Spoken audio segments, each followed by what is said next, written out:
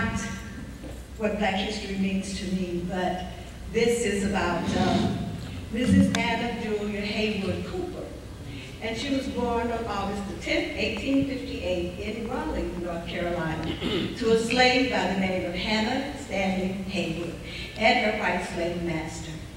Anna worked as a domestic servant in the Haywood home. When she was only 10 years of age, Anna received a scholarship and began her education at the newly opened St. Augustine Normal School and Collegiate Institute in Raleigh, founded by the local Episcopal Church for the purpose of training teachers to educate former slaves and their families. The educational levels offered range from primary to high school, including trade skill training.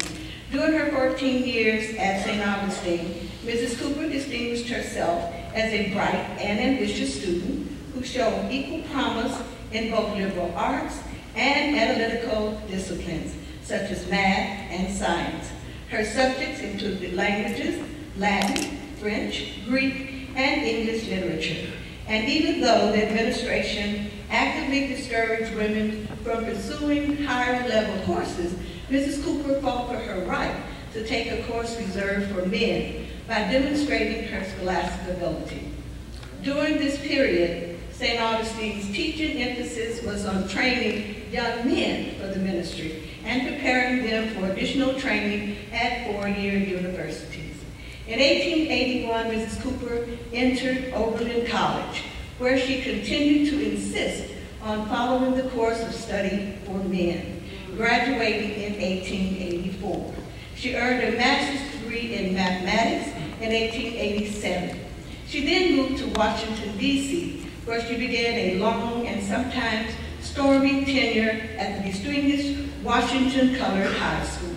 Mrs. Cooper became principal in 1902, but was dismissed in 1906 following a scandal concerning staff and student misconduct. In 1910, Mrs. Cooper returned to the M Street School, known as Paul Laurence Dunbar High School, where she worked until her retirement in 1930. In 1892, Mrs. Cooper published a book entitled A Voice from the South by a Black Woman of the South. Mrs. Cooper's contention was that the fundamental agency under God in the regeneration and the retraining of the race, as well as the groundwork and starting point of its progress upward, must be the Black woman. Only the Black woman can say when and where I enter in the quiet, undisputed dignity of my womanhood, without violence and without suing or special patronage. Then and there, the whole Negro race enters with me. Mrs. Cooper felt no one could or should speak for the Black woman, and that it was crucial that the Black woman's voice be raised on her own behalf.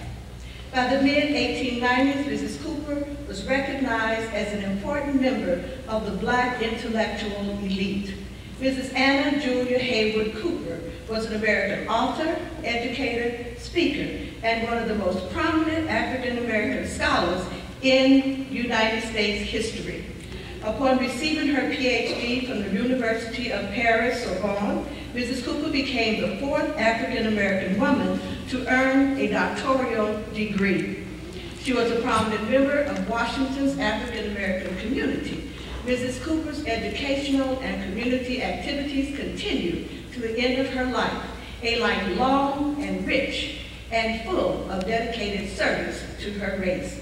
That life ended February 27, 1964, at the golden age of 105. Wow.